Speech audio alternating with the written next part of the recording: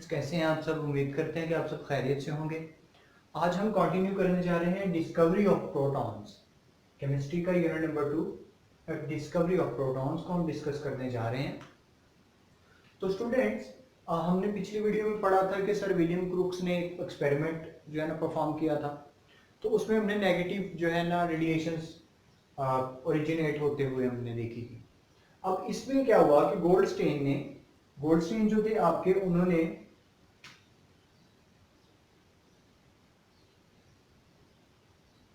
1886 में 1886 में एक एक्सपेरिमेंट परफॉर्म किया। उस एक्सपेरिमेंट में उन्होंने क्या किया, गैस इस्तेमाल की, जाहिर बात है, ठीक है।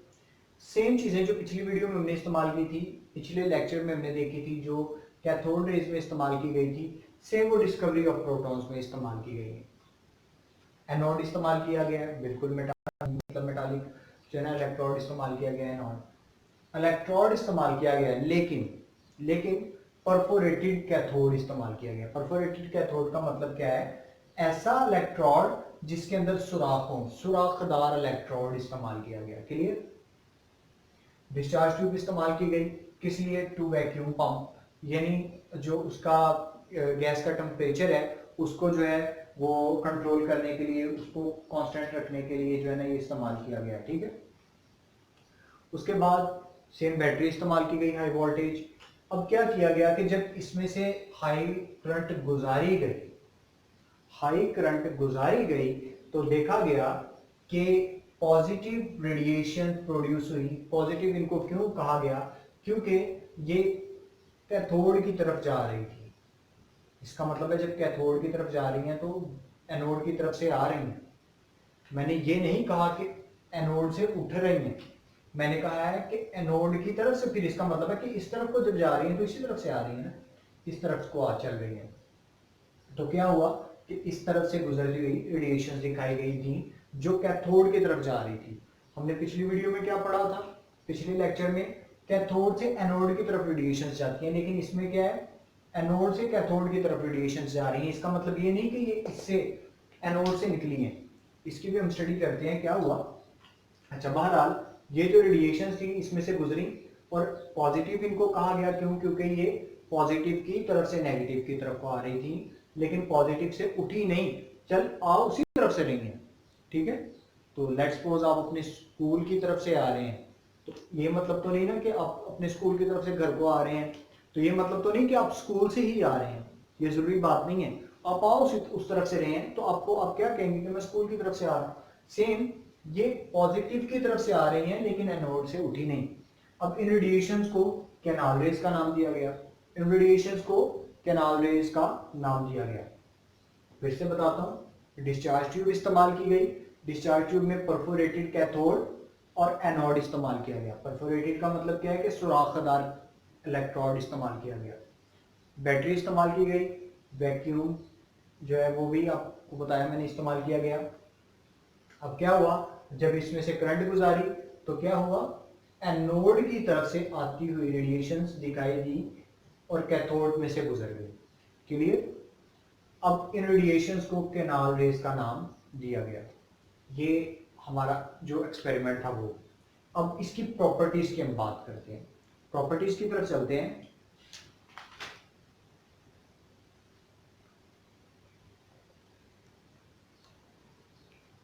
जी स्टूडेंट्स, हमने देखा कि ये रेडिएशंस भी क्या करती हैं, स्ट्रेट लाइन ट्रेवल करती हैं, ठीक है।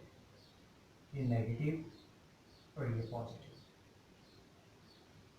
ठीक है। पहली प्रॉपर्टी हो गई, स्ट्रेट लाइन में ट्रेवल करती है, स्ट्रेट लाइन ट्रेवलिंग। दूसरी बात, अब ऑपोजिट है। ऑपोजिट का मतलब क्या होता है, दोनों एक दूसरे की मुख्तलिफ डायरेक्शन पे, ऑपोजिट डायरेक्शन पे, यानी लेट्स सपोज ये ऑपोजिट होगा। अगर कोई चीज ये इस तरफ को जा रही है, इस तरफ को, यानी एक दूसरे के ऑपोजिट, मुखालिफ सिमत में जाना, दैट इज ऑपोजिट डायरेक्शन। अब ये इस तरफ को जा रहा है और ये इस तरफ को जा रहा है, ये ऑपोजिट डायरेक्शन है। तो in opposite direction, clear. These rays travel in straight line in opposite direction. Clear? तो अब क्या है कि कैथोड एनोड की ऑपोजिट डायरेक्शन में और एनोड कैथोड की ऑपोजिट डायरेक्शन में ट्रेवल करती है रेडिएशन। क्लियर? अच्छा,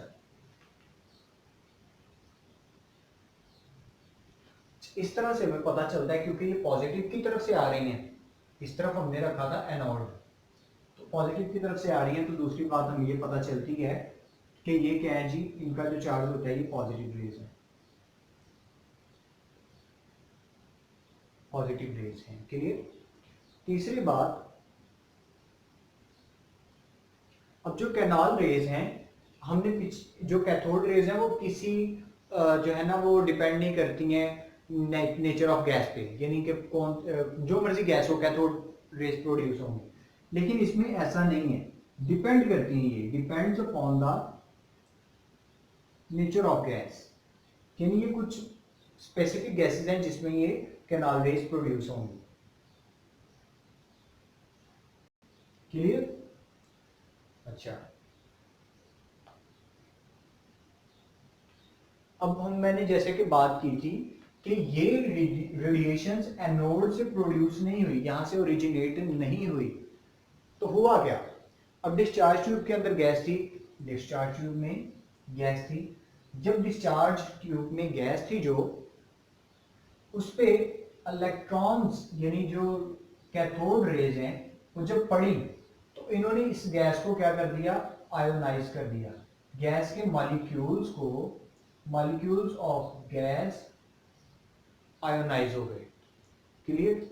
अब जब उनकी आयोनाइजेशन हुई तो जाहिर बात है आयंस का मतलब क्या है, चार्ज, तो वो चार्ज गेन कर लेते हैं जब आयोनाइजेशन हुई, तो जब उसने चार्ज गेन किया तो देन आपकी कैनाल रेज जो है वो प्रोड्यूस हुई।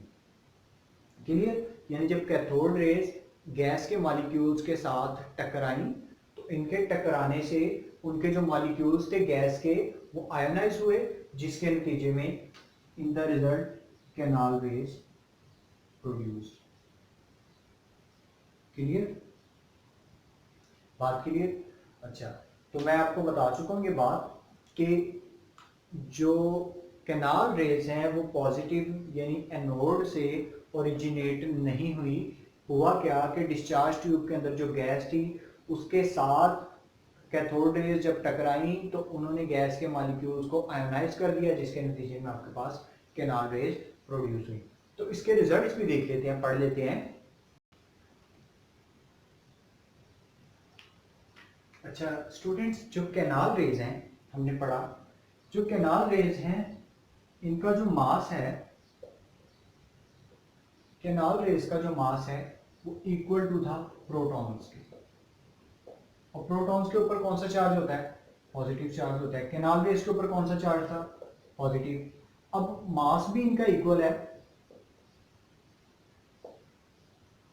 और चार्ज भी इनका इक्वल है, एक जैसे सेम चार्ज है, तो इसका मतलब ये हुआ कि कैनाल रेज और प्रोटॉन्स कोई डिफरेंट चीज नहीं है, ये दोनों क्या है, एक ही चीज है। क्लियर? ये पहली बात हो गई। दूसरी बात फिर से बता देता हूं कि कैनाल रेज और प्रोटॉन्स एक ही हैं, क्यों? क्योंकि इसके ऊपर भी पॉजिटिव चार्ज होता है, इसके ऊपर भी पॉजिटिव चार्ज होता है, जितना मास इसका है ना, जितना वजन इसका है उतना ही वजन इसका भी है, जितना वजन कैनाल रेज का होता है उतना ही वजन प्रोटॉन्स का भी होता है।